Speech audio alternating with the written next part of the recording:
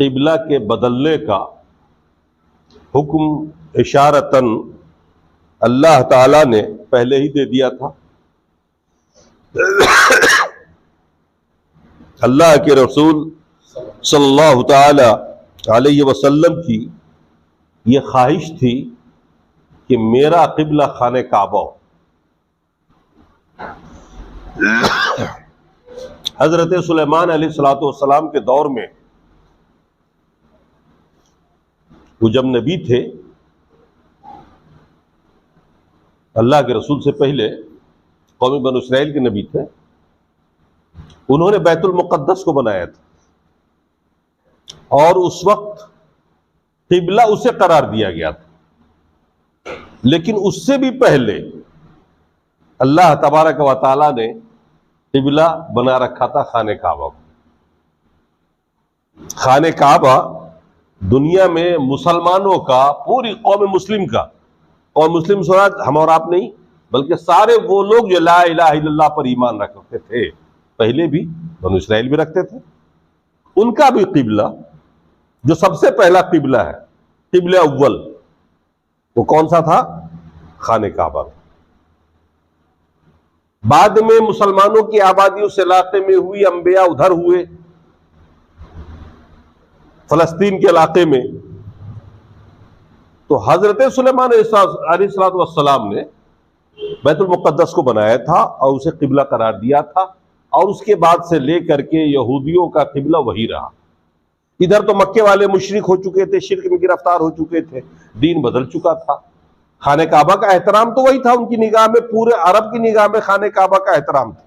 इतना बड़ा एहतराम था, इतना बड़ा एहतराम था खाने काबा का, शिर्क करने के बावजूद उनका जो लगाव था खाने काबा से, जो पूर्वजों से सुनते आ रहे थे, इतना जबरदस्त एहतराम था क़िबले का कि अबरहा बादशाह ने यमन में इसकी नकल तैयार कर दी, सिर्फ खाने काबा से अकीदत के रुख को मोड़ने के लिए। ईसाई बादशाह था अबरहा, उससे एक नकली खाने काबा बनाया और लोगों को हुक्म दिया कि तुम लोग इसका तवाफ कर लो। तो गैरत इतनी थी अरबों को, मुशरिक होने के बावजूद, दिखाना मैं चाहता हूं कि उनको खाने काबा से कितना लगाव था, उन्होंने पखाना जाके कर दिया था उसमें। एक अरब ने उसमें नकली खाने काबा में जाके पखाना कर दिया और उसी से गुस्सा होकर के खाने काबा, अबरहा ने बादशाह हाथियों का फौज तैयार किया था और खाने काबा को ढाने के लिए आया था, ताकत थी उसके पास। फिर उसके बाद क्या हुआ? अलम तरा कैफ़ फ़अल रब्बुका बिअस्हाबिल फील में आपने देखा ही कि अल्लाह ताला ने किस तरह मामूली चिड़िया से उस वक्त की सबसे बड़ी फौज को तहस नहस कर दिया, बर्बाद कर दिया। बहरहाल जब अल्लाह के रसूल बने अरब में, मक्के में खास तौर से, तो आपकी बड़ी ख्वाहिश थी कि आपका क़िबला खाने काबा होता, और आप इसके लिए बार बार अल्लाह तबारक व तआला की तरफ तवज्जो करते थे, आसमान की तरफ देखते रहते थे कि कब जिब्राइल आए वही लेकर के और हमें हुक्म दे दें कि रसूल अपना क़िबला बदल लीजिए, खाने काबा को बना लीजिए। वो आयत भी आगे आ रही इसके अंदर। अल्लाह ने फरमाया कद नरा तक़ल्लुब वजहका फिस समा, ऐ रसूल हम खूब देख रहे हैं कि आपका चेहरा बार बार आसमान की तरफ उठ रहा है। फलनुवल्लियन्नका क़िबलतन तर्दाहा, तो अपना रुख फेर लीजिए आप उस क़िबले की तरफ जिससे आप राजी और खुश हो। फवल्लि वजहका शत्रल मस्जिदिल हराम, क्लियर कह दिया अल्लाह ने कि आप अपना रुख खाने काबा की तरफ कर लीजिए, अब नमाज में आपका क़िबला ही है। और क़िबला बदलने के साथ ही साथ पूरी दुनिया में इमामत का जो टाइटल अब तक यहूदियों के पास था, जैसे ही तहवील क़िबला हुआ, ये टाइटल भी छिन गया और मुसलमानों को मिल गया। उस वक्त जो मुसलमान थे, खैर उम्मत का जो टाइटल मिला हुआ था ना इससे पहले, जिसको अल्लाह ने बार बार कुरान में कहा है, पहले पारे में एहसान जताते हुए यहूद और नसारा के ऊपर कि मैंने तुमको दुनिया का सबसे बेहतरीन उम्मत बनाया, याद करो मेरी इस नेमत को, इन्नी फज़्लतुकुम अला आलमीन, दुनिया पर फजीलत दी मैंने तुमको। वो टाइटल बदल के अब मुसलमानों के हाथ में आ गया तहवील क़िबला के साथ। तो जब तहवील क़िबला हुआ तो तो उस वक्त की सूरत हाल बड़ी अजीबो गरीब हो गई। ये कोई मामूली बात नहीं थी किबले का बदल जाना। यहूद अलग दुश्मन हो गए आपके, क्योंकि यहूदियों का किबला बैतुल मुकद्दस था। अब तक अल्लाह के रसूल नमाज जो अदा करते थे बैतुल मुकद्दस की तरफ। 16 या 17 महीने हिजरत के बाद जब आप मदीना आए तो आपका रुख किधर था? बैतुल मुकद्दस की तरफ। आप नमाज पढ़ रहे थे। अब जाहिर सी बात है, जब तहवील किबला हुआ तो उनको जो आपसे एक गुना मोहब्बत थी, यहूदियों को आपसे एक रिश्ता अखुवत था इस माना करके कि चलो भाई कम अज कम ये लोग मोहम्मद हमारी बात नहीं मानते, हमारे दीन को नहीं मानते, तो किबला तो हमारा ही मानते हैं ना। तो इस तरह से एकानगत थी। लेकिन जब तहवील किबला हुआ तो ये दुश्मन हो गए यहूदी लोग। उधर मुशरिकीन मक्का जो थे, उन्होंने ये सोच रखा कि चलो मक्के से निकल गए सारे मुसलमान, रसूल भी चले गए यहां से, तो कम से कम हम लोग अब पाक हो गए, टेंशन खत्म हो गया, ये अब जाए मदीने में जो चाहे करें, मक्के से हमारा मतलब इनका खत्म हो गया। लेकिन जैसे ही इन्होंने सुना कि मुसलमानों का किबला बदल गया और खाने काबा बन गया, अब इनको फिर खतरा लायक हो गया कि इसका मतलब एक ना एक दिन वो कब्जा करेंगे, फिर इस पे चढ़ाई करेंगे, बेदखल कर देंगे हम लोगों को। अब वापस खतरा बढ़ गया मुशरिकीन को, ये अलग दुश्मन हो गए। कुछ लोग जो आपके करीब आ गए थे, ईमान लाने के करीब या मुसलमान हो गए थे बज़ाहिर, ये सोच करके कि चलो भैया वो कौम यहूदी जो वहां पर 3 बड़े कबाइल आबाद थे यहूदियों के, और ये किबले के मामले में एक है, तो होता है ना कुछ लोग बातों बातों में आपका ही दिल रखने के लिए आगे आपके साथ बैठा, आपके सामने आप जैसी बातें कर रहा है। लेकिन जब उसने देखा कि भैया किबला बदल गया तो वो सब भी छोड़ कर भाग गया। अल्लाह के रसूल को, इस्लाम को बहुत से लोग मुर्तद हो गए। ये सूरत हाल मुसलमानों के लिए थोड़ा शाक पड़ गया। अल्लाह ने फरमाया यही तो हम चाहते थे तावील किबला से, कि तुम्हारे आस्तीन के जो सांप है वो तुमसे छट जाए, जिनको तुम अपना समझ रहे थे। इस इम्तिहान में तश्त अज़बाम हो गए, दिख गए कि वो कौन कौन तुम्हारे अपने हैं और कौन कौन गैर है जो घुस गए थे तुम्हारे बीच। तो तहवील किबला बड़े अजीम मकासिद को लेकर के अपने दामन में पीना चाहिए। मतलब बड़े बड़े मकासिद है इसके अंदर। अल्लाह ने फरमाया सयक़ुल सुफ़हा मिनन नास, ये बेवकूफ लोग अनकरीब तबसरे करेंगे और कहेंगे, अब मुसलमानों का मजाक उड़ाएंगे, मा वल्लाहु अन क़िबलतिहिम लती कानू अलैहा, किस बात ने इनको पहले किबले से फेर दिया? अगर ये बैतुल मुक़द्दस तरफ रुक करके नमाज पढ़ रहे थे तो आखिर क्या ऐसा हो गया कि फिर इन्होंने अपना किबला बदल दिया? ये कहेंगे, तबसरे करेंगे। कुलिल्लाहिल मशरिक़ वल मग़रिब, ऐ रसूल आप जवाब दीजिए इनको, मशरिक भी अल्लाह का और मग़रिब भी अल्लाह का। यहदी मन यशा, वो जिसकी चाहे हिदायत दे दे। तुम मशरिक के पाबंद नहीं हो, मगरिब के पाबंद नहीं हो, तुम पाबंद हो अल्लाह के। मुस्लिम कौम वो होता है, फरमा बरदार कौम वो होता है जो फरमा बरदार अल्लाह के हो। अब वो कहे कि इधर रुक करो, इधर करो, ये है हुक्म। ये नहीं कि तुम्हारा एक लगाव हो गया है इस किबले से तो हम कैसे छोड़े उसको, तो फिर तुम्हें अल्लाह से कोई लगाव नहीं इसका मतलब। आप जवाब दीजिए, कुल लिल्लाहिल मशरिक़ वल मग़रिब, मशरिक भी अल्लाह का, मग़रिब भी अल्लाह का। चुनांचे जब यह हुक्म नाजिल हुआ, मदीने के अंदर नमाज में अल्लाह के रसूल ने तहवील किबला किया। वो नमाज पढ़ी गई थी, ज़ोहर की नमाज थी गालिबन, हुक्म आ गया था, तो सारे मुसलमान बैतुल मुक़द्दस से फिर गए खाने काबा की तरफ। एक सहाबी नमाज पढ़ करके वहां से निकले और वहां से 3 मील की दूरी पर है मस्जिद कुबा, एक मस्जिद किबलतैन का नाम सुना होगा आपने। वो मस्जिद जहां पर एक नमाज 2 किबले की तरफ पढ़ी गई थी, वहां पे खाने काबा की तरफ रुक करके नमाज नहीं हो रही थी, क्योंकि उनको पता भी नहीं था कि तहवील किबला हो चुका है। वो एक दूसरा महल्ला था और मदीने से दूर भी था। उस वक्त मदीने से अलग था वो, आज तो मदीने में आ गया है वो सब। उनको मालूम भी नहीं था कि तहवील किबला हो चुका है। वो नमाज पढ़ रहे थे बैतुल मुक़द्दस की तरफ, जमात हो रही थी, असर की नमाज थी। वहां से जो नमाज पढ़ के एक सहाबी आए और उन्होंने देखा मस्जिद के बाहर, अपने किसी काम से वो आए थे, देखा लोगों को नमाज पढ़ते हुए बैतुल मुक़द्दस की तरफ। उन्होंने बाहर से ही खड़े होकर आवाज लगाई, कसम खुदा की मैं अल्लाह के रसूल के पीछे से नमाज पढ़ के आ रहा हूं। अल्लाह के रसूल ने खाने काबा की तरफ करके नमाज पढ़ी है। हालत नमाज में, ऐन नमाज की हालत में वो सारे लोग उस किबले से फिर गए खाने काबा की तरफ। इस बात का भी इंतजार नहीं किया कि हम नमाज पढ़ लेते हैं, असर की मगरिब से कर लेंगे इधर। इताअत इसे कहते हैं, इत्तबा इसे कहते हैं। इताअत और इत्तबा इसे कहते हैं कि अल्लाह के रसूल के बारे में मालूम हुआ कि अल्लाह के रसूल ने इधर नमाज पढ़ी है, तो वो नमाज ही के हालत में इमाम से लेके मुक्तदी तक सारे के सारे फिर गए। अब देखिए बिल्कुल मुख्तलिफ दिशाओं में है। मुल्क शाम इधर है, रुख करके नमाज पढ़ रहे थे उत्तर की तरफ, और मदीने से खाने काबा दक्षिण की तरफ। थोड़ा सा तिरछा उर्छा नहीं है, बल्कि पूरा के पूरा। अब बताइए कैसे तहवील किबला हुआ, कैसे एक ही नमाज में तो सारे लोग पलट गए खाने काबा की तरफ। इसीलिए उस मस्जिद का नाम मस्जिद किबलतैन पड़ गया। एक ऐसी मस्जिद जहां एक नमाज बैक वक्त दो किबले की तरफ करके नमाज पढ़ी गई।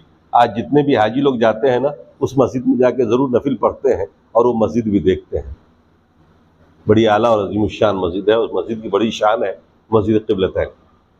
इत्तबा की इतनी बड़ी मिसाल शायद आपको देखने को नहीं मिलेगी कि अल्लाह के रसूल के बारे में मालूम हुआ और वो उसी लोग फिर गया, क्योंकि वो जानते थे सहाबा कि दीन नाम ही है इत्तबा रसूल का। अल्लाह उसके रसूल की बात को मानने का मतलब ही दीन है। ये नहीं कि हमारे बुजुर्गों ने लिखा, हमारे आलिमों ने लिखा, पढ़ा, इतने बड़े पीर थे, फला साहब इतने बड़े आलिम थे, उन्होंने ऐसा लिखा। अरे अल्लाह के रसूल का हुक्म आ गया सामने, तो आलिम क्या, पीर क्या, इमाम क्या, सब एक तरफ फेंको यार, रसूल से सीधे चिपक जाओ, अल्लाह की बात को मानो। इत्तबा की इतनी बड़ी मिसाल पेश की साहबा ने, और ये बात हमारे और आपके लिए एक नमूना है। हमारे और आपके लिए एक नमूना और एक मिसाल है कि जब आपके सामने में हदीस रसूल आए, कोई हुक्म आए कि अल्लाह के रसूल ने इस मौके पर इस बात का हुक्म दिया, तो दुनिया जाए भाड़ में, आप सबको छोड़िए और सीधे उस पर आ जाइए। ना देखिए कि मोहल्ले वाले क्या कहेंगे, शहर वाले क्या कहेंगे, बाप नाराज होगा, मां नाराज होगी, क्या शिकायत होनी है हमारी रिश्तेदारों में। नहीं, अल्लाह के रसूल का हुक्म है, मुसलमान है, बात खत्म। किस स्तर पे आइए, ये पक्का इस्लाम इसे कहते हैं। अब बड़ा फायदा होगा आपको, इसे माली फायदा होगा। बहुत मुश्किल से आप पैसा रचते हैं, रात दिन मोबाइल पे लगे रहते हैं, सुबह से शाम तक, सोते टाइम तक दो दो पैसा करके जमा करते हैं, और शादी ब्याह के मौके पर आप फजूल खर्चियां कर देते हैं, सिर्फ इस समाज को दिखाने के लिए और समाज में हीरो बनने के लिए, नाम कमाने के लिए। और कौन नाम लेता है आपका? आज आप जैसी शादियां तो कितनों ने कर रखी है। अच्छा अच्छा खिलाते हैं और रिकॉर्ड तोड़ देते हैं, फजूल खर्चियां करते हैं आप, और अल्लाह के रसूल के हुक्म पर आ जाइए, सारी दौलत आपकी बच जाएगी, सारी फजूल खर्चियां खत्म हो जाएंगी और सादा तरीके से आपका निकाह हो जाएगा। नहीं, आपका फायदा है, इताअत रसूल में ही आपका फायदा, जिस्मानी भी, माली भी, हर तरह का फायदा। आप नमाज पढ़ते हैं इताअत रसूल में, आप सजदा करते हैं, तस्बीहात पढ़ते हैं, इत्मीनान से आप तादीर अरकान के साथ नमाज पढ़ते हैं। आपको पता है कि आपके हर अज़ू को कितना फायदा पहुंचता है, आपके दिल दिमाग को कितना फायदा पहुंचता है, आप जो दुआएं करते हैं आपको कितना फायदा पहुंचता है। और अगर अपनी मनमानी कीजिएगा, पटापट पटापट पटापट पढ़िएगा, सर पटकिएगा, कोई फायदा होगा आपको? ना आपको जिस्मानी फायदा मिलेगा, न रूहानी फायदा मिलेगा, ना आपकी मगफरत होगी, न जिसको आप पढ़िएगा उसको इत्मीनान से पढ़िएगा, ना वो दुआ कबूल आपकी होगी। क्या फायदा होगा उन नमाजों से? इताअत रसूल में किया गया हर काम बेहतरीन काम होता है। बहरहाल अल्लाह तबारक व तआला ने आगे फरमाया, वकज़ालिका जअलनाकुम उम्मतन वसतन लितकूनु शुहदा अलन्नास, और इसी तरह से हमने तुम लोगों को उम्मत वसत बनाया। देखिए मुखातब हम लोग हैं, सहाबा से लेके आज तक जितने भी मुसलमान हैं, इनको कहा जा रहा है कि उम्मत आदिल बनाया। आदिल वस्त माने आदिल, बीच की उम्मत, बेहतरीन उम्मत, खैर उम्मत। ये अल्लाह ताला हम जैसे गुनहगारों को टाइटल दे रहा। वकज़ालिका जअलनाकुम उम्मतन वसतन लितकूनु शुहदा, ताकि तुम लोग गवाह बन जाओ अलन्नास, लोगों पर, वयकूनु रसूल अलैकुम शहीदा, और रसूल तुम्हारे ऊपर गवाह बन जाए। इस आयत की तफसीर आती है हदीस में, बुखारी मुस्लिम में ये आयत को मौजू बनाकर जो तफसीर की गई है, इस हदीस का पस मंजर जो बयान हुआ है कि कल क़यामत का दिन होगा, सारे अंबिया अल्लाह के सामने आएंगे और अल्लाह ताला हर नबी से पूछगछ करेगा कि हमने जिस काम पर भेजा था दुनिया में, आपने अपना काम किया, दावत और तबलीग की, लोगों तक दिन पहुंचाया, घर घर बताया तौहीद जाके। सारे अंबिया कहेंगे जी हुजूर। उनकी उम्मत से पूछा जाएगा ये तुम्हारे नबी हैं, इन्होंने तुम्हें दीन बताया, और सारे इनकार कर जाएंगे, कहेंगे हम इनको तो जानते भी नहीं, आए ही नहीं थे हमारे पास, अल्लाह हमें कोई समझाने वाले नहीं आया था। क्या हाल होगा नबियों का? क्या हाल होगा नबियों का? सोचिए जरा, ऐसी स्थिति क्या होगी जिस पर आपको जोम हो कि जो आपकी गवाही देगा। क्योंकि कौम तो जानती है, अगर वो कह दे कि हाँ ये नबी थे और आए थे और हमें समझाया था और हमने नहीं माना था, फिर क्या होगा? क्यों नहीं माना था, चलो जहन्नम में जाओ, ये होगा ना। तो वो भी वो चालाक कौम है, इतना होश तो है, उन्होंने सीधे से इनकार कर देंगे। वो अल्लाह आया ही नहीं हमारे पास, कोई नजीर नहीं आया, कोई डराने वाला नहीं आया हमारे पास, हम जानते ही नहीं इनको। अब अंबिया क्या करेंगे? अल्लाह ताला नबियों से पूछेगा कोई गवाह है? आप सब लोगों ने दावत का काम किया, तौहीद का काम किया, दिन घर घर दीन पहुंचा दिया, आपके पास कोई गवाह है क्या? तब वो अंबिया कहेंगे जी ये उम्मत मोहम्मदिया गवाह है, ये साहब, ये सब जितने लोग हैं ना, ये सब गवाह है, डॉक्टर साहब गवाह है, ये गवाह है, ये गवाह है, इन लोगों ने बता गवाही दीजिए भाई, हम गए थे कि नहीं गए थे। हज़रत आदम कहेंगे, हजरत नूह कहेंगे, हजरत मूसा कहेंगे, हजरत ईसा कहेंगे, और आप गवाही देंगे और आपकी गवाही अल्लाह मान लेगा। कैसे भाई? आपने देखा हजरत मूसा को, देखा ईसा को, थे उस जमाने में, और आप गवाही देंगे कि हाँ ये अंबिया आए थे, अपने अपने दौर में आए थे और अपनी अपनी उम्मतों को तौहीद बताया था, समझाया था, सबसे कहा था ला इलाहा का इकरार कर लो। लेकिन इन लोगों ने नहीं माना, ये झूठे हैं। ये हम में से हर फर्द गवाही देगा, हर मुसलमान गवाही देगा, इसीलिए तो आपको उम्मत वस्त बनाया। अल्लाह ने फरमाया ना, इसी तरह मैंने उम्मत वस्त बनाया ताकि तुम गवाह बनो, तुम गवाही दोगे नबियों की। हम कैसे गवाही देंगे? जाहिर सी बात हम थे नहीं, हमारा आपका ईमान कुरान पर है ना, और कुरान आपको बार बार कह रहा है कि हमने हर उम्मत में एक नबी भेजा, यही बताने के लिए भेजा कि दावत तौहीद की दावत दो, अरे अब्दुल्लाह वज्तनिबुत तागूत। आप इस बात को मानते हैं ना, ईमान के साथ मानते हैं, ऐसे मानते हैं जैसे अभी रात है, कोई शुबह नहीं आपको। इस यकीन की बुनियाद पर आप गवाही देंगे कि सारे नबी अपने अपने वक्तों में अपनी उम्मतों के बीच गए और इन्होंने दावत तौहीद की, लोगों को अल्लाह की तरफ बुलाया, तौहीद की दावत दी है, और आपकी बात अल्लाह मान लेगा। आपकी गवाही कौन देगा? आपकी गवाही कौन देगा जब आपसे अल्लाह ताला पूछेगा ये गुनाह क्यों किया, ये क्यों नहीं किया, और कैसे हुआ, वगैरह वगैरह। वयकूनु रसूल अलैकुम शहीदा, और रसूल गवाही देंगे आपके लिए। कितना बड़ा मकाम है भाई, कितना बड़ा मकाम है इस उम्मत का। रसूल आपके लिए गवाही देंगे कि मेरी उम्मत के लोग हैं, मैंने तौहीद पहुंचाया और इस तौहीद को इन्होंने अमल किया। इतना बड़ा मकाम हमें और आपको मिला, उम्मत वस्त का। समझ रहे हैं अपने मकाम को? इसका ख्याल रखिए। जब अल्लाह ताला बड़ा मर्तबा दे तो उस मर्तबे का भी ध्यान रखना चाहिए, ख्याल रखना चाहिए। फिर आइए उसी मौजू पर, तहवील क़िबला पर अल्लाह फरमा रहा है, वमा जअलल क़िबलतल्लती कुन्ता अलैहा। ए रसूल, हमने किबले को बदला सिर्फ इसलिए, इल्ला लिनालम, ताकि हम देख लें मैं यत्तबअ रसूल, रसूल की तबा कौन कौन करता है।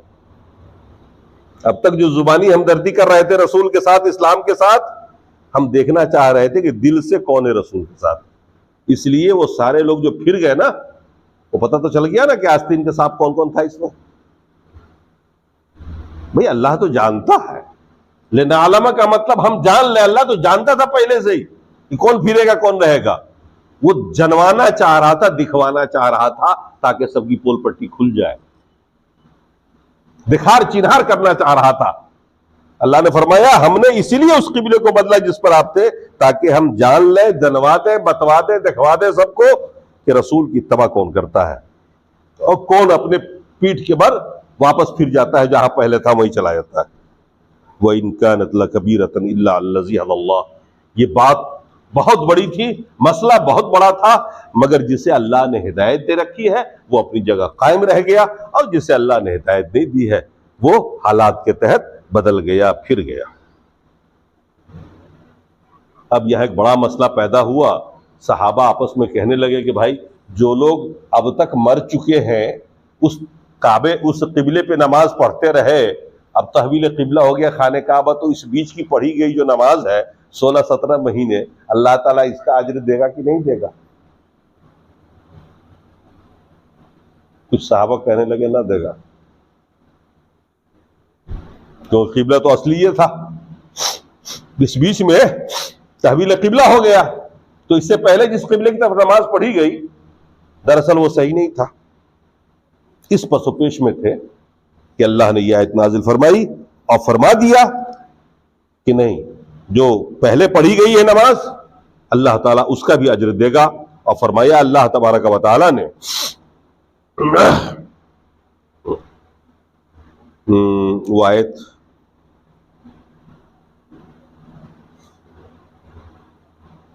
वो ये है कि अल्लाह तबारक व तआला ने फरमाया कि इन्नल्लाह ला युज़ीअ ईमानकुम, अल्लाह तबारक व तआला तुम्हारे ईमान को ज़ाय नहीं करेगा। वमा कान अल्लाहु लियुज़ीअ ईमानकुम, अल्लाह तुम्हारे ईमान को ज़ाय न करेगा। ईमान से मुराद क्या है? यहां पर नमाज है, यानी अल्लाह तबारक व तआला तुम्हारी जो नमाज पढ़ी गई है इससे पहले उस किबले पर, उसको ज़ाया और बर्बाद नहीं करेगा। इसी का एक बाब बांधा है इमाम बुखारी ने, और इमाम बुखारी ने बताया कि नमाज ईमान है, ईमान का हिस्सा है। अल्लाह ने नमाज को ईमान से ताबीर किया। मा कान अल्लाह लियुज़ीअ ईमानकुम, अल्लाह तुम्हारे ईमान को ज़ाय नहीं करेगा, मतलब यह कि तुम्हारे नमाज को ज़ाय नहीं करेगा। तो आप समझ लीजिए कि नमाज कितनी अहम चीज है कि अल्लाह ने नमाज को ईमान से ताबीर किया। आप अगर नमाज छोड़ देते हैं तो इसका मतलब यह है कि आप ईमान छोड़ देते हैं, और ईमान का छोड़ देना कितनी खतरनाक बात है कि अगर बेनमाजी मर जाए इसका मतलब यह कि वो ईमान पे नहीं मरा, फिर उसका जनाजा भी मुश्किल हो जाएगा। इसीलिए बाज़ अइम्मा कहते हैं कि बेनमाजी का जनाजा नहीं पढ़ा जाना चाहिए, न उसे मुसलमानों के कब्रिस्तान में दफन करना चाहिए। इमाम अहमद बिन हंबल इस बात के कायल है कि बेनमाजी का जनाजा नहीं पढ़ा जा सकता, न मुसलमान के कब्रिस्तान में उसे दफन किया जा सकता, क्योंकि उसके पास ईमान नहीं, नमाज नहीं तो ईमान नहीं। दलील यही आए। इससे अहमियत का पता चलता है कि नमाज ईमान का जुज़ है, ईमान मुरक्कब है, ईमान के बहुत से अज्जा हैं। जैसे कि अल्लाह के रसूल ने फरमाया ईमान के 73 से ज्यादा शाखें हैं, उनमें से अफजल सबसे बड़ा जुज़ जो है ला इलाहा इल्लल्लाह का इकरार है, और अदना रास्ते से तकलीफ दे चीज को हटा देना, और बीच की यही सब चीजें। ये हमारे और आपके लिए बड़ी नसीहत। इसलिए अहद कर लीजिए कि जब तक जिंदा रहेंगे नमाज की पाबंदी करेंगे और बाजमात नमाज पढ़ने का एहतमाम करेंगे, क्योंकि ईमान, नमाज ही ईमान का एक बड़ा हिस्सा है, बड़ा जुज़ है। ये तकरीबन आधा ईमान है आपका, क्योंकि आधे ईमान में जिन बातों का कौल करार होता है वो सब आप नमाज में दोहराते हैं। इसलिए मुसलमान वो हो ही नहीं सकता जो नमाज ना पढ़ता। अजीब बात, बड़ी बात है, ये बड़ी अहमियत है नमाज की। तो अल्लाह ने फरमाया कि अल्लाह ताला तुम्हारे नमाज को ज़ाय नहीं करेगा, ईमान से ताबीर की। सहाबा भी खुश हो गए। इन्नल्लाह बिन्नास लरऊफुर रहीम, बेशक अल्लाह लोगों पर मेहरबान है।